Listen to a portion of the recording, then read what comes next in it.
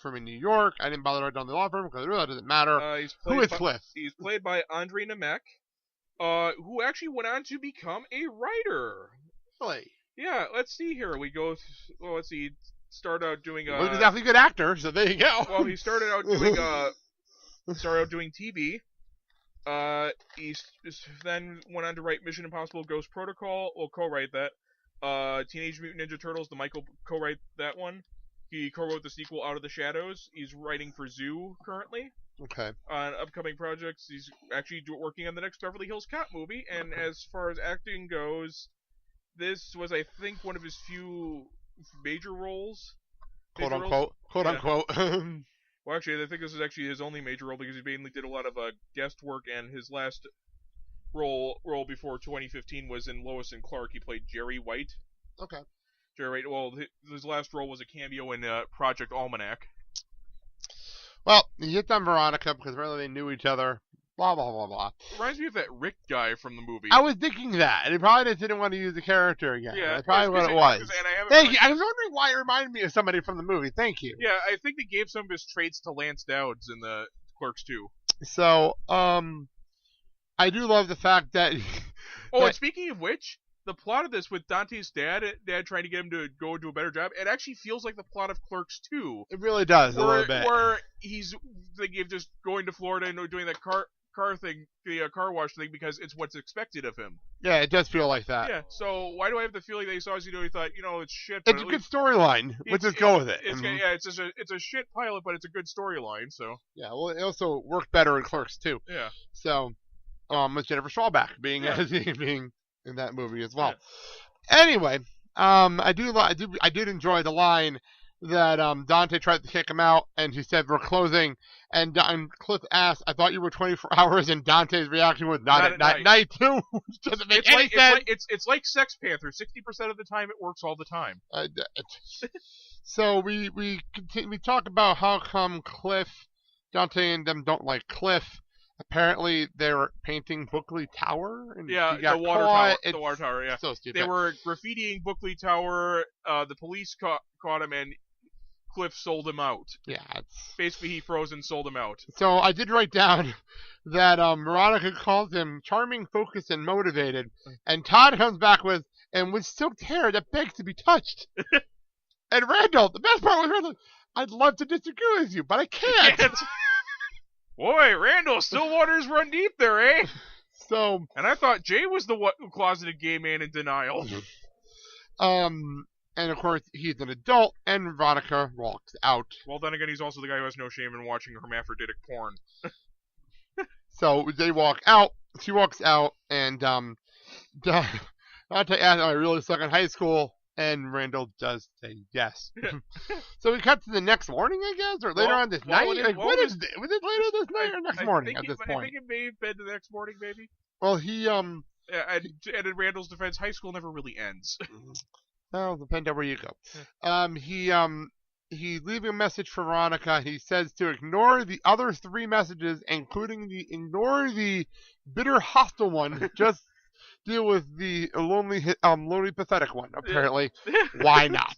So, apparently they got into another fight about something about, this is exactly what I wrote down, something about not participating in my own life. Maybe I should have been paying attention.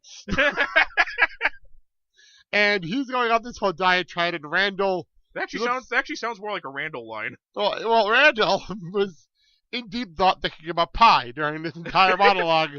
Which honestly does sound like Randall. That does not surprise me whatsoever. Yeah, which honestly does sound like Randall. Yeah, it doesn't surprise me whatsoever. Actually does sound like me at times, too. Actually, that sounds like Jim Brewer in general. Anyway, so he's going to make a call. The job phone call. That sounds pretty funny. So Randall starts running down things you're going to miss, like spying on the midnight aerobics class. Why not? There's scrolls in the parking lot. What? And bagel hockey, which actually does sound like fun. And honestly does sound like something the pair of them would do. On the roof, though. Yeah. On the roof. Well, they should have done that when they lost the ball. Get a bagel. Bagel. Problem solved. Great idea. So we go inside, and this is the part where I'm like, wow, this just went very, very dark. Where Dante makes a phone call. He gets the interview, and then he turns to Randall and said, "Do you think I made a mistake?" And Randall does a full-out detailed miming of hanging yourself. Oh my God, this was dark. Well, that's actually something I do. Dude, it was dark. What the fuck? Well, no, I done the detailed hanging yourself. The But, over the topness of it. It was like, oh my God. although, once again, it does really sound like something Randall would do. Yeah, but that was dark. Yeah. So this is supposed to be a comedy show. Anyway, dark. Dark comedy. Oh my God. So we cut to Todd saying, you really want to be an insurance agent if they'll have me, and this leaves to Dante practicing "You're not covered" 3 different ways, and all of the thing I'm just sitting like, what the fuck? Seriously? And then the last way goes, "You're not covered," while pointing.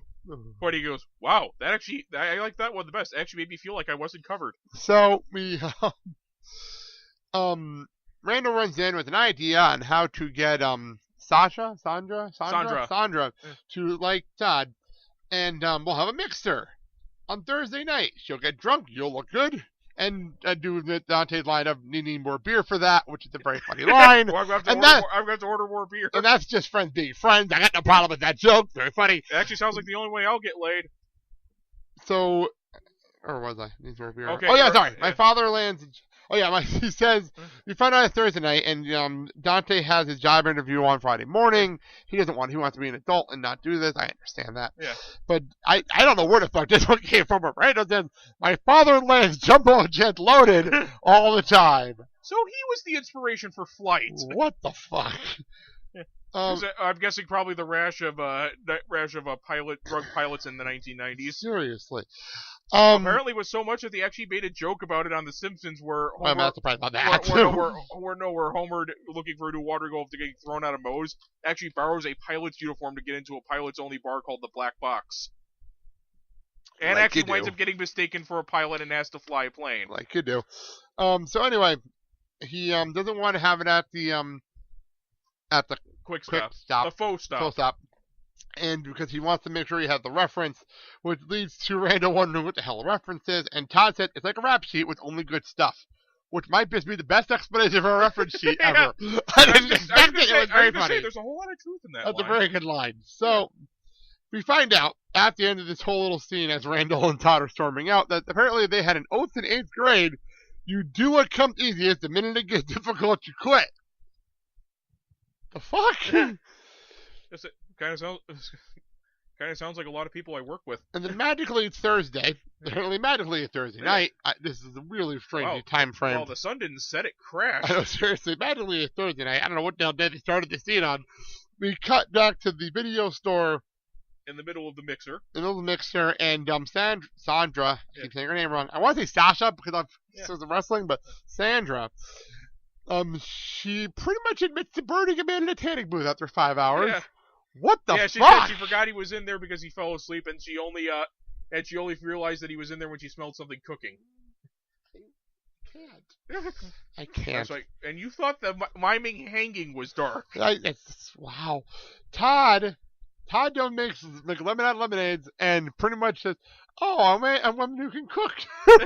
Wow, thank you for that. I have to say, nice attempt at a save. Well, it worked because Cassandra starts hitting on him, saying that she wants to pretty much fuck at a tanning salon. Tanning salon bed. Why not? And I don't blame Todd, and I can't blame Todd here because whatsoever. Todd just has a full-out BSOD. And then Randall slaps him in the head, and Todd just goes with the conversation. Can't blame him at all. Which actually was a good moment. I can't argue that was very funny. Yeah. So we cut back to the full stop, and Ray is back. Trying to take out a giant bag of ice. What the fuck? And I remember you were actually laughing at that. It was so ridiculous. It was one of those what the fuck funny moments. Like, that's just over the top. That's just ridiculous. And how was he going to get that past Dante? What was he going to say? He was pregnant or something? Like, there are ways of getting around it. That was just over the top. I understood the point of the joke. That's what made it funny. Yeah. It was just a way of getting Ray at the register to let them know that Cliff's having a party. Yeah. And Veronica's at the party. And he basically says, he said if I brought him the ice, he'd let me stay outside and watch. What the fuck? Seriously. And to which I have to say, wow, how desperate are you for that? Well, apparently he's very desperate. But he got Deontay very jealous. Yeah. and left Ray in charge of the store, and we'll get to that later. Which basically We knew this was going to be an issue. We'll get to that later. It's about as good of an idea as leaving the nuclear codes with a 6-year-old. We'll move on. He goes to Randall for help, and Randall, and this is not Jim Brewer acting. This is just Jim Brewer being Jim Brewer. Yeah. He goes with this whole, "You hurt me, Dante. I don't even know who you are anymore." I swear I took that right out of his act. I swear. And and Dante pretty much promises Randall that his idea is going to be stupid, and we can get into a lot of trouble, which Randall loves. Which honestly does sound like Randall. So they run off, and they steal Todd on the way. Yeah. And Todd is pissed, and I don't blame him. I don't blame him at all. No, my luck. Why did they have to grab Todd? I don't understand the point of that at all. Because they're life-wrecking idiots. So, I would, knowing my luck, that would happen. So, Cliff, back to Cliff's place, and Cliff's place looks terrible. By the way, I know that it's a dump. Absolute dump. But to their credit, they actually do remark on that. And do comment on that. So he's having he wanted the high school ambiance to a party, and they're playing Vanilla Ice, which Randall has a lot of fun with. Yeah. Whatever. Oh wow, yeah, it really did match that high school ambiance. Vanilla Ice. So Dante convinces Cliff to go back to painting the tower from earlier, because why not? Because he's petty. So we get back to the top of the tower. Cliff is blitzed off his mind, or just really overreacting. I'm not quite sure at this point. Perhaps he's high from the paint. Any of the above at this point. Why not? So, Dante finally admits that he had a mental tattoo of the evening the last time they were on this tower. And pretty much just wants him to go through the same thing that he did. And, Veronica comes up to try to stop them. Pretty much Dante admits to Veronica that he was just trying to show them Cliff was a weasel. Yeah. And, Veronica already knew this. Cliff doesn't want to get in trouble because he'll lose a job in New York. And cue the cops. Yeah, the cops show up. Dante takes the blame after Cliff starts crying. And also tries to run away, only to realize that he's running in circles on a water tower. Which is ridiculously dumb. Yeah.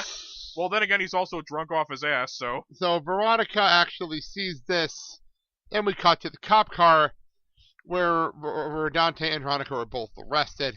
And I do love Dante trying to make out with her in the car. That was very funny. So, want to make out? It just gives him this death glare that... It's a funny joke. It's a very funny throwaway joke. I'll give credit where it's due. Yeah. I'll give credit to the good. It also does call back to earlier. Said, you want to top this evening off? Sex in a car. Yeah, it was a good throwaway line. So, she said she's not going to break up with him. And she saw a glimmer of hope in him tonight. Oh, she's still pissed as hell with him. But it's a fight. We're having a fight. And that happens. Yeah. So, he tells her he's going to take that job because being mature means never having to say you're happy. Wow! That was a weird way to go, but why not? It fits this series. Fits this weird episode we're watching. Yeah. She wants him to work harder at being himself. That's all. They do the I love you thing, and that makes the cop cry and let them go. He goes, go on before I change my mind. End of show. Oh. Credits! Yeah. And Mr. Can't Even Tell hit by Soul Asylum, which I do love that song. Yeah. And hey, at least they actually put in a continuity nod to the movie. They also opened up with the Clerks song, too, for the movie. Both songs were from the movie, so I know that. But, we were watching security footage of Ray in speedy motion like the fucking Flash, emptying the entire content of the post stop, which it's ridiculous. Over the top end of show. It's one of those where it's so ridiculous it's funny. Yeah, and it ends with him stealing the security camera. That's funny part. If they wouldn't want to do the full song, or they couldn't get the rights, just put Benny Hill music over that. There you go. You got the ending of the show.